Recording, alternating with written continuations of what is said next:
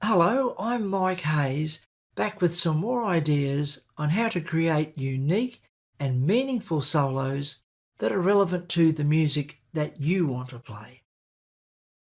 As we know, each tune is unique. They have their own special story to tell.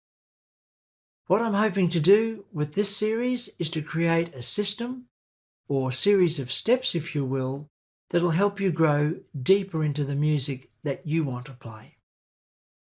If you'd like to catch up on any of the earlier videos in this series, I'll put some links in the description box below. And of course, if you have some ideas that you'd like to contribute to this community, don't forget to pop them in the comment section below this video. Right then, off we go. Lots of things to do today in this session. Here we go. For the first example in this session, we'll be using the Ted Dameron composition, Lady Bird. Lady Bird is a 16-bar jazz standard, and the tune was written around 1939 and released in 1948. One of the key features of this composition is the turnaround in bars 15 and 16. This turnaround has become a favourite with many other jazz musicians. Popular variations of this turnaround are C major 7th, E flat 7, A flat 7, D flat 7.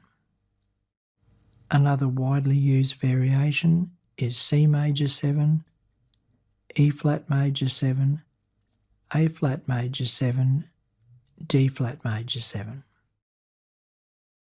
Our first approach when practicing over the changes for Lady Bird will be to take all the 2/5 sequences throughout the tune and just make them a 5 chord.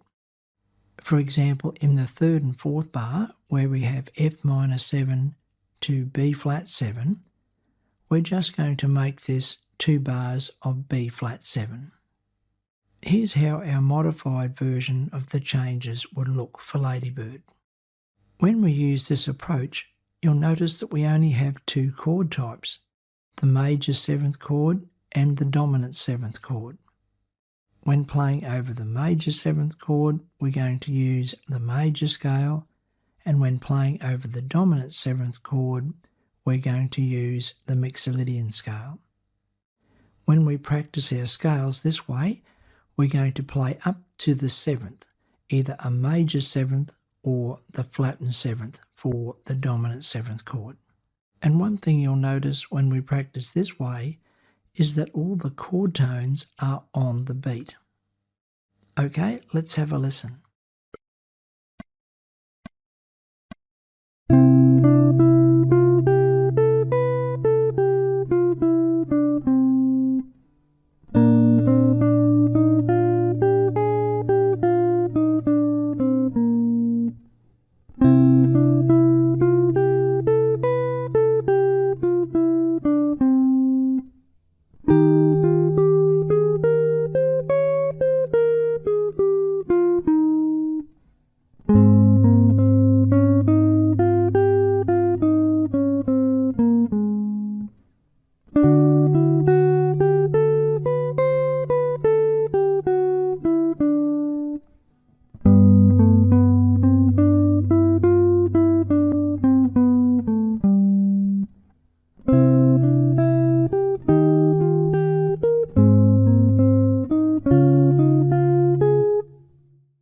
Did the note sequence in bars 15 and 16 sound familiar? It's the 1, 2, 3, 5 John Coltrane pattern that we practiced in an earlier video. Okay, here's another approach that works really well. This time we'll be playing chord tones on the way up, so we'll be playing an arpeggio right up to the 9th of each chord, and then we'll be playing the scale descending. Let's have a listen to that.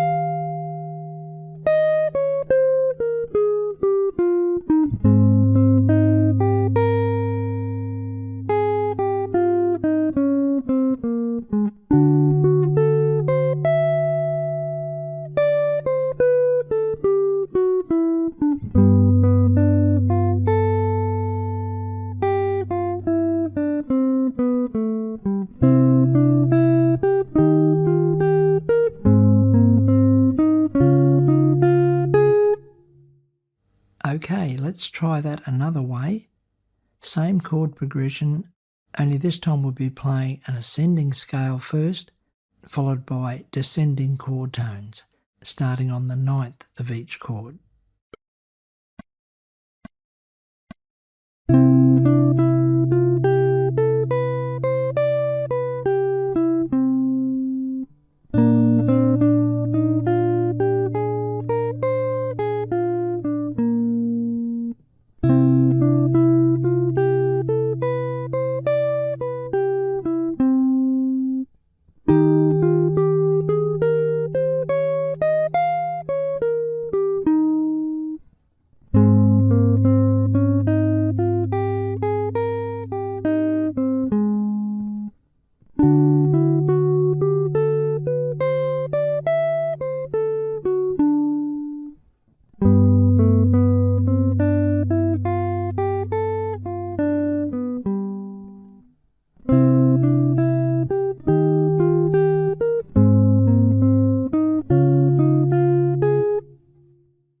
Okay, let's try the opposite approach. Here's a 1-6-2-5 progression. This could be the first couple of bars of I Got Rhythm. On the top line, you'll see the 1-6-2-5 chord progression.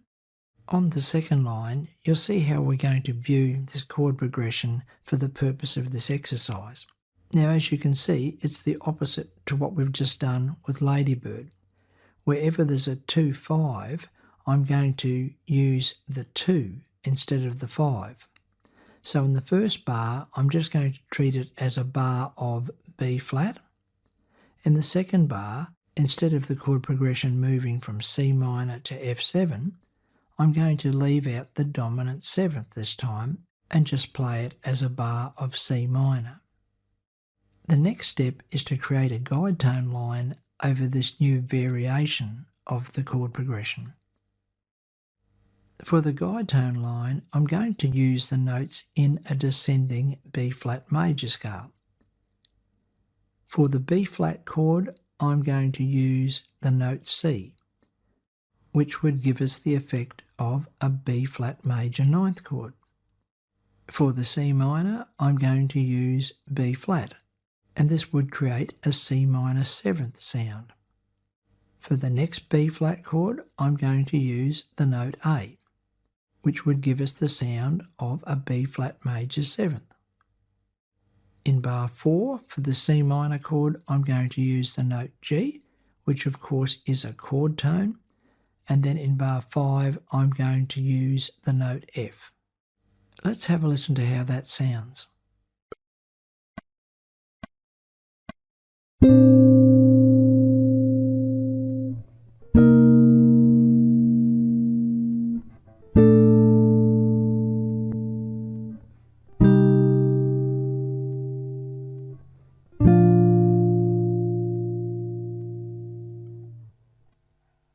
Now that I have my guide tone line, I'm going to use each note in the guide tone line as a target note. I'm going to play the target note for each chord on the first beat. And then for the rest of the bar, I'm going to play an arpeggio relevant to whatever the chord is. In other words, if it's a B flat chord, I'll be playing a B flat or a B flat major 7th arpeggio. If the target note is in a C minor bar, I'm going to play notes out of a C minor arpeggio. Let's check it out.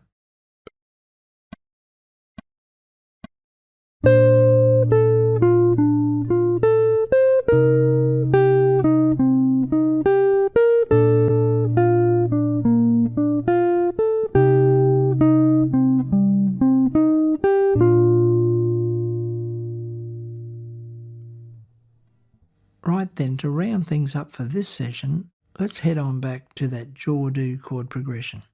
For this next example, I'm going to use a series of chromatic notes and then an arpeggio. Notice how in bar 2 I'm using that 1, 2, 3, 5 Coltrane pattern again, and in bar 7 I'm using that concept of playing an A diminished arpeggio over an A flat 7 chord.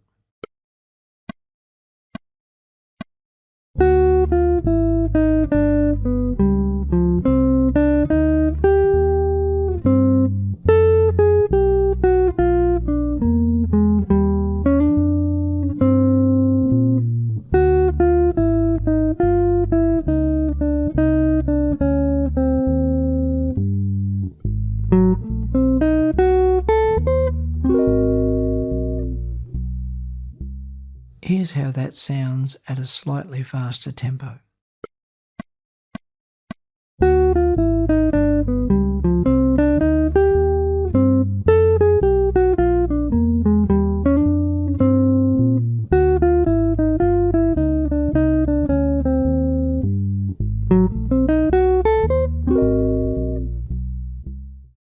Well, that's it for today, folks.